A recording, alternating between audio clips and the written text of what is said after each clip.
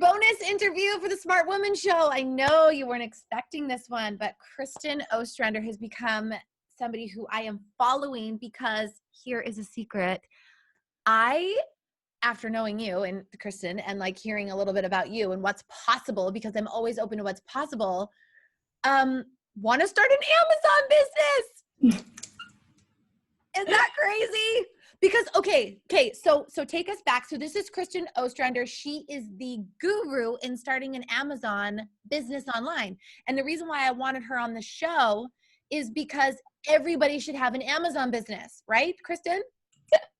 I say if it works for you, if it's something you enjoy doing, for sure. I've had an Amazon store now since 2008. And okay, totally works. Wait a minute. It's not just an Amazon store. It's like a multi-million-dollar Amazon store. So, okay, wait, I really want to go back because your story is incredible, because a lot of the women listening to this, they're very smart. They're intelligent women. They all have big dreams. And so I am a firm believer in taking the steps necessary to get out of your fear. Take us back to your scariest moment with your husband and all that kind of stuff.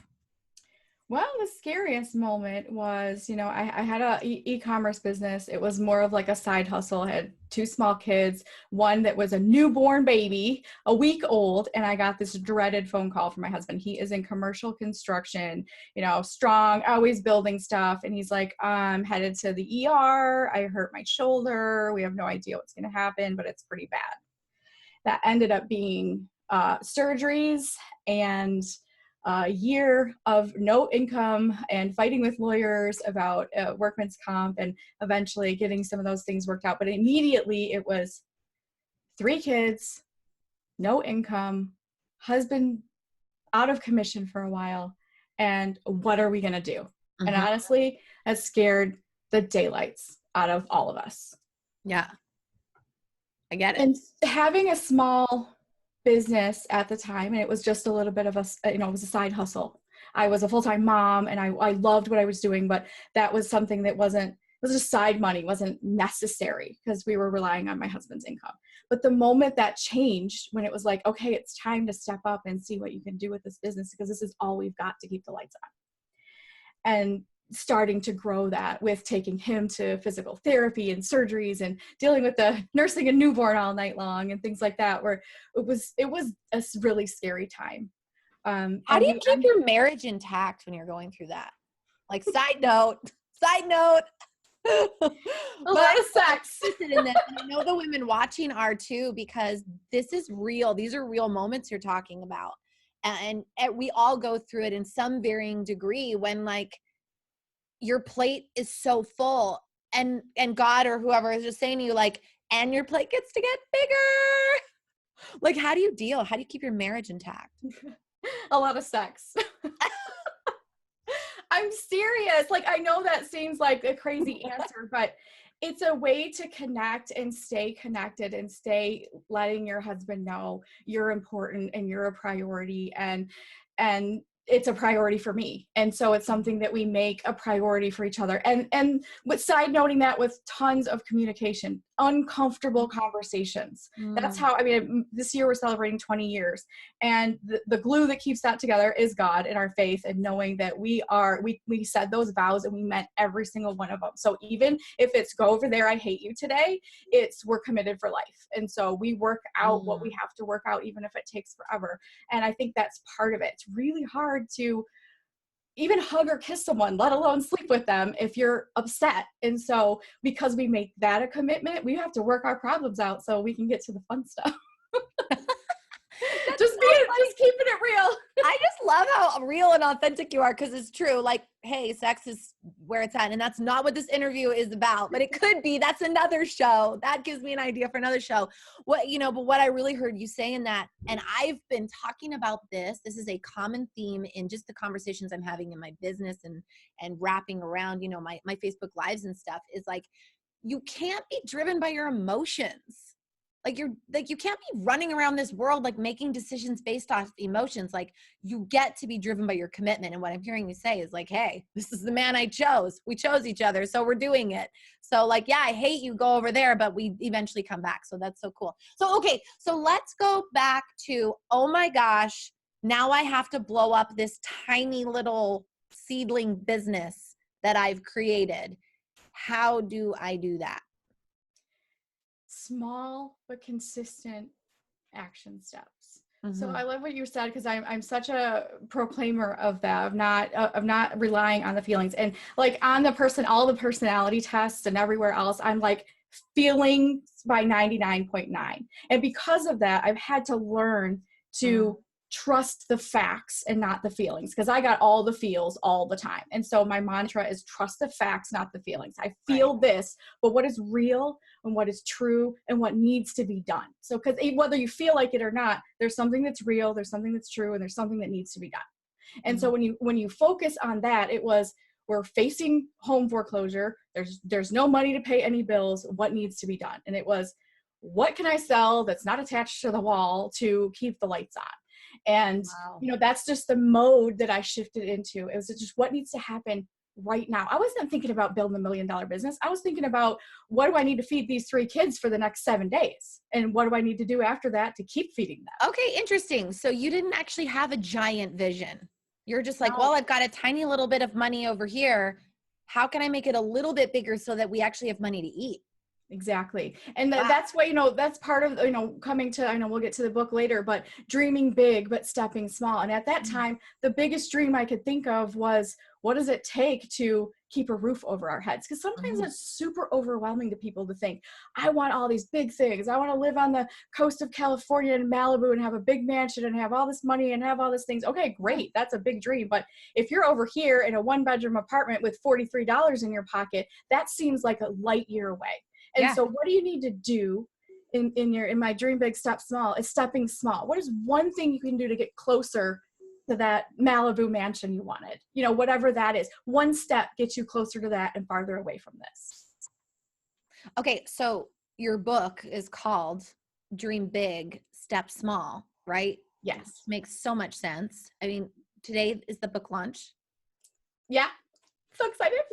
I'm really excited too. Okay, show us your proof, because I know you have it there. This is my proof copy.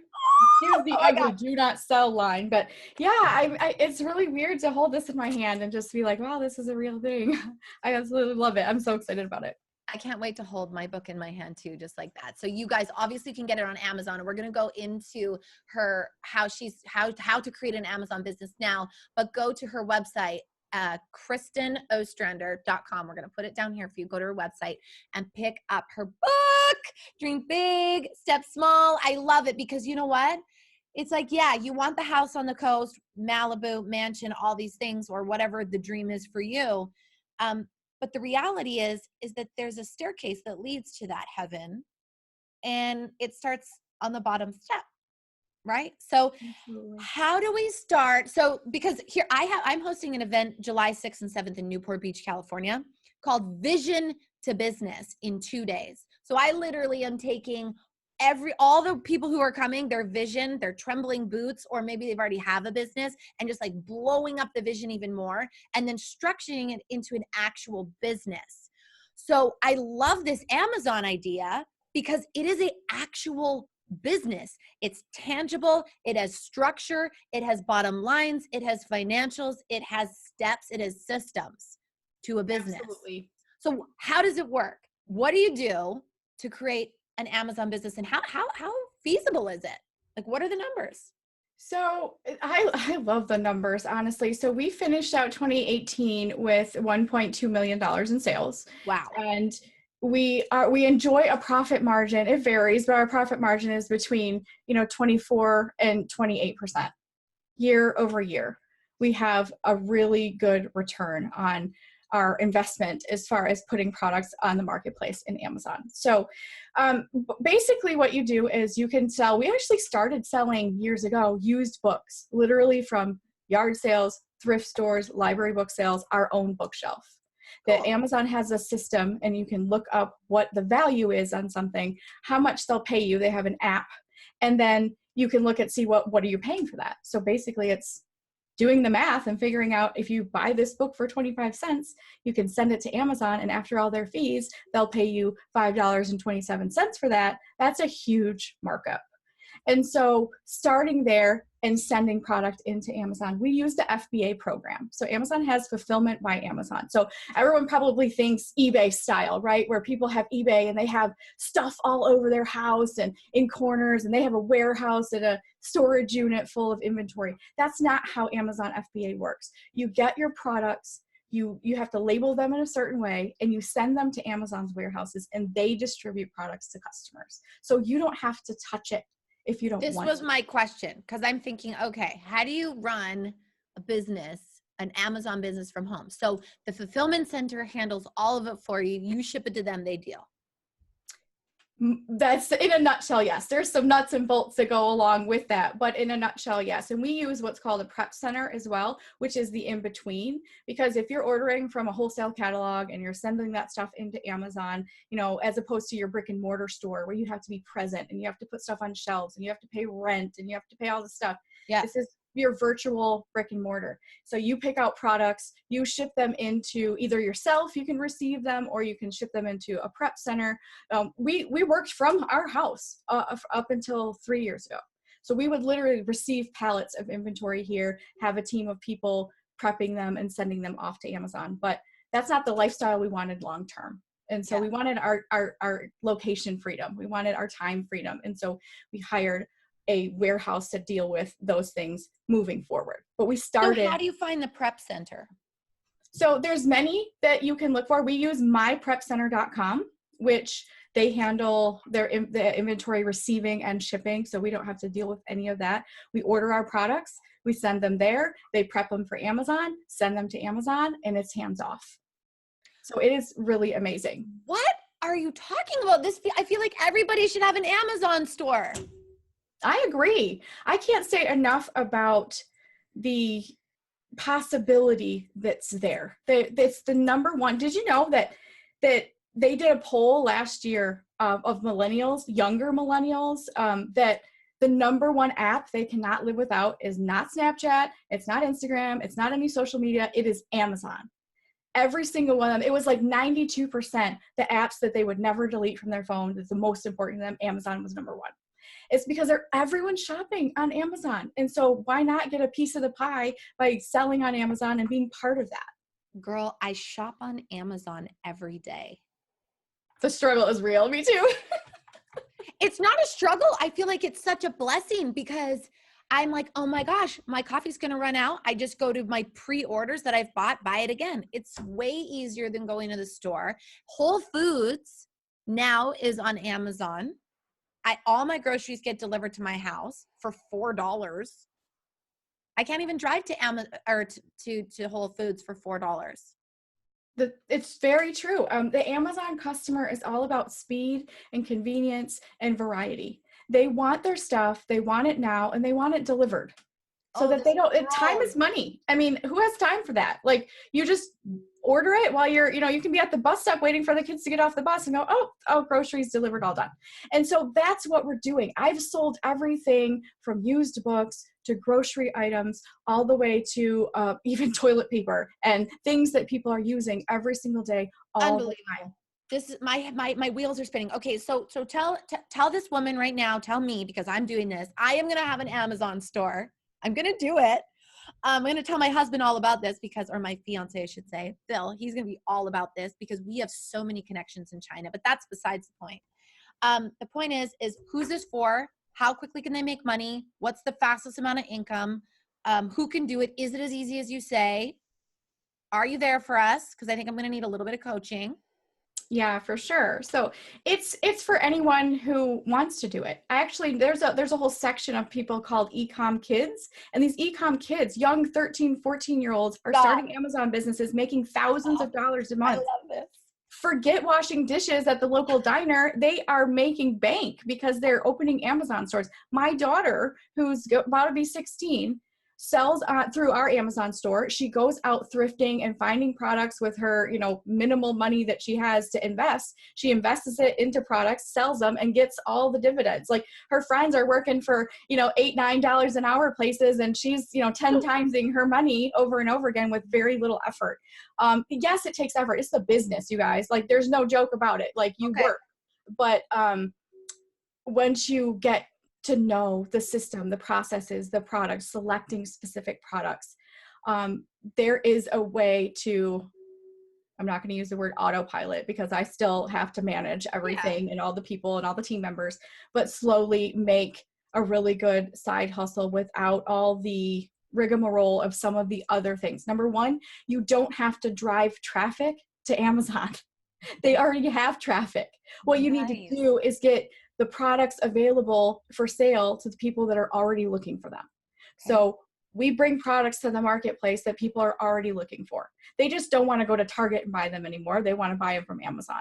So what do? You bring those products to the marketplace. We specialize in wholesale bundling. Bundling means adding a couple of things together as a convenience pack for someone. So think of granola bars, or you mentioned coffee, 3 different coffee flavors all in one pack. So that you can be like, oh my gosh, I love this coffee variety pack, and send them in. That's called a bundle. We specialize in that because it gives the customer convenience, gives them variety, and it gives us more profit in the back end to do something once rather than selling 3 products individually. Yes. This is so smart. Because I was listening on your podcast, because you have a podcast, the Amazon Files podcast. Like you're legit niched out. I want you guys to look at her business model. She's like if you're starting a business, you've got to have, in the US, they call it a niche. In Canada and Australia, and I think everywhere else in the world, they call it a niche. But because it's primarily the US, will say a niche. Her niche is helping people build their Amazon businesses. So everything in her brand, from her podcast to her workshops that she has on her website to her mommy income, I think it's mommyincome.com, right? You and your partner, you guys do workshops on how to build this out. This is one thing I just want to note. Make sure whatever business you're building, it's niched out very well, just like Kristin is doing. So on the Amazon Files podcast I was listening to, you had said like you can do this 10 hours a week. Yeah, or less. Or less. Yeah. It takes time. I'm going to be upfront. This doesn't happen overnight, but as we were kind of pioneering some of the stuff that we do now with the super niche with wholesale bundles, to the point where before there wasn't training available when I started.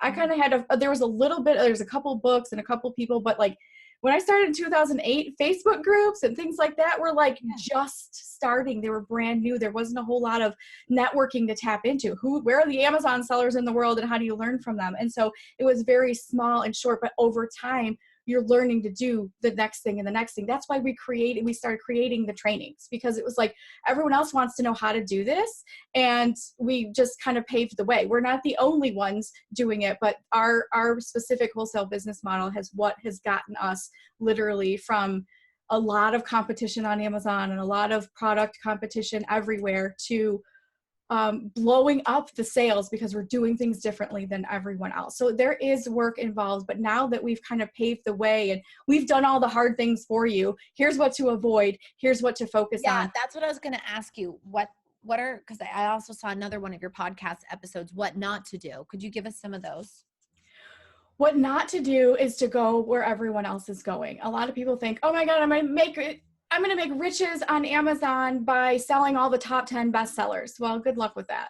Okay. You're not going to be going out and getting Nike brands and KitchenAid and Barbie and all these other huge brands, and they're going to sell to you. First of all, because they already sell to Amazon, and Amazon has deeper pockets than you. They have deeper pockets than anyone in the universe. So you can't directly compete with them. So you have to carve out your own specialty. We have my business partner is a rock climber, and so she knows everything and anything about rock climbing and the equipment and all these different things. So selling products related specifically to that. Amazon's not interested in selling all that stuff, and taking that niche away from you. Yeah. So niching in specific places. If you're good at auto mechanics and auto parts, sell auto parts on Amazon. If you already have a brick and mortar or something you're selling on Shopify or eBay or Amazon or any other place, bring it to the Amazon marketplace. If you're not there, you're missing millions of customers and millions of dollars. Wow. This is brilliant. This is so awesome. Like I'm actually blown away by this opportunity that I've missed. And I can't wait to bring it to Phil because he's going to be like, great idea. Let's order a container. Yeah. And for Like sure, I mean, we've imported things from Chinese manufacturers, and we're working on, there's all kinds of different ways to do that. We have our own private label product that we include with some of our bundles that we've had created for us from Chinese manufacturers. And there's some, tons of US manufacturers that will make you in private label or white label something with your brand on it. Whatever, you can create your own brands. It's just following a process. And Amazon is all about processes. They have a rhyme and a reason. They have, we have a training that's Start FBA Today, and it talks to you about what you need to do to set up a legitimate business and get from I have no idea what the heck I'm doing to I actually have products for sale on Amazon. And we created that because there's so much confusion out there. Everyone over here is saying sell private label, it's the only way to go. Everyone over here is saying do retail arbitrage, it's the best money. Everyone over here is saying this and that. So there's definitely different different niches to focus on, business models, if you will, even within the Amazon space, and finding what works best for you. We find that the wholesale bundles business model works best for us. It cuts competition significantly. And competition is your biggest worry on Amazon, is that everyone, wants to start Amazon businesses and have, they call it race to the bottom. Let's see how much little profit we can make. And I'm not interested in that. I want to see how much I can make on Amazon with my products. So that doesn't make any sense. Beating the competition as far as bringing fresh and new ideas to the marketplace, learning how to put different varieties or bundles together is where we've carved out our space in making money on Amazon. And there's enough of the pie to share because Amazon is humongous. Probably the biggest e-commerce in the entire universe. Everyone has heard of Amazon. Everyone. Now is 81%. I love statistics and data. I'm such a data nerd, right? And so in January of 2019, this is 86% of US households are Amazon Prime members. 86%. Are you kidding me? And if you sell on Amazon FBA, that means you're shipping your products into the Amazon warehouse for them to distribute, which is, I don't recommend really any other way. There's other ways you can ship it from your house and stuff like that, but who wants that? I don't. No. But if you do that, you're accessing 86% of American households who order things from Amazon daily from Prime. And so that's the access you have. If you built your own Shopify store and you try to drive traffic to it or whatever, you might get a few sales. You might get a lot of sales. But if you're on Amazon, that's where everyone else is hanging out. And you don't have to pay marketing. You don't have to pay to drive traffic to your specific listing. You just put it there and Amazon brings the traffic for you. This is amazing. This is why did you write? Because there's got to be something in here. Your book is inspirational. Your book it's heart-centered. You obviously, there's something else. Like you've built this very successful business and you can coach people on, how to run an Amazon business, but there's more to you. Why did you write that book? I couldn't help it. It just felt like it's a story of hope. So it's a story of, and the book is not just a story. It's very practical. I'm all about the tough love. I'm not going to sugarcoat anything for anyone. I'm not going to tell you that there's an easy button somewhere and that I'm sitting on the beach every day with my pool boy bringing me margaritas, as much as that is in my dream plan later on. Every other day. Yeah. I love work. I love to help people. I love to inspire people to have their own dream life, whatever that means. And if that means that you're going to live in a yurt in the middle of nowhere, more power to you. But what does that take? It takes money, right? Money gives you options to do what you want to do. And so I want people to be able to have the joy, in my book, I call it the pinch me moment, right? That you get to do something that you absolutely love doing and someone gives you money for that. It's like, pinch me now. Like, yeah, how did I get so blessed to be able to do something I love doing and earn a really awesome income doing it? And so whatever that is for people, I want them to find that and know that it's possible. I mean, our home was foreclosed on. We could not, despite having the small little side hustle, let me let you in on a secret. When my husband was injured and we had this Amazon business, it didn't take off the way that we wanted to because we couldn't invest in it when we were just trying to keep the lights on. Yeah. So we did lose our home in the process of that. We did lose our home. But once my husband was healed and back to work and we were able to put more money into the business instead of just survive, then that's when we saw the growth. But we didn't give up. It was our only financial hope at the time, besides me going to work like at Old Navy or something, when that was not happening. So I just wanted to, be in control of my income opportunities. I wanted to see, what can this do? I never ever pictured myself I was almost kicked out of college. I went to college for a couple of years and they basically said, you cannot take any more classes because you don't have a major. And I just looked at the admin and I said, the only reason I'm here is because I got a full ride and I didn't want to waste it. I have this academic scholarship and I have this free money, but you guys aren't teaching me anything I care about. And so when I had my 2 kids, I'm like, I'm out of here for now and I have to discover my own way. And I couldn't pick a major because I was like, nothing appeals to me. What I'm supposed to do doesn't exist. And so I made it. Did you know that in the moment? Where you're like, what I'm supposed to do doesn't exist? Like, that is powerful, knowing that. Did you know that in the moment? All I knew at that point, I mean, that was the first time I probably ever put that into words that way. But in the moment, what I knew is that what all they were offering to me and the pathways and careers and all this kind of stuff, none of them felt like a fit for me. But so many people will keep doing it anyways because it's normal. They keep doing it anyways because they're afraid. Because it's fear, because they're supposed to, because mom and dad will be disappointed, because this person will be disappointed, because someone told them that this is the pathway that everyone should take. I say, screw that. I say, listen to your heart. If you're a spiritual person, I listen to God calling me, and I know we have a calling and a purpose. And you don't always know what that is until you start doing it. Amen. I knew the first time I sat behind a camera and did a live interview talking about and helping people try to get some of the success that I had, that this is something I was meant to do. Mm-hmm. I didn't know it until I did it. And I didn't know it until I had to push past the fear of, oh my gosh, this is live. What if I say something stupid? What if people make fun of it? Like, you know what I mean? It's live. Like, you just don't know what's going to happen. And so I was on a live interview talking about, I had this Amazon success, and this was years ago before I started my own channel. And when I did that, it was that moment of, this is it. This was the thing that they couldn't offer me in college. This was a thing I'm supposed to do that felt good and it felt right and it felt awesome. And I couldn't wait to do more of. So that could be accounting for some people. And that's amazing for them. For me, I had to find out. I had to figure it out. And I didn't know until I was willing to put the fear aside, all those feelings I have of being like, what if, but, oh my gosh, it's going to be bad.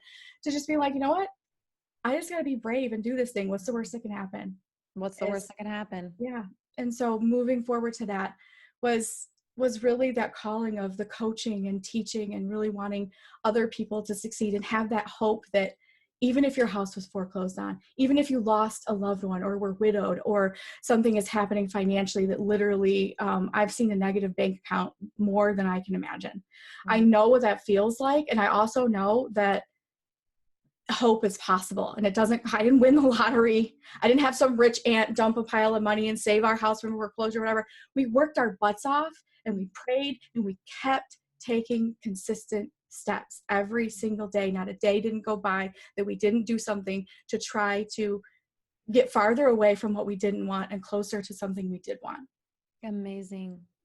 I am so glad you are here to talk about this because you're so inspiring, Kristin. You're so real.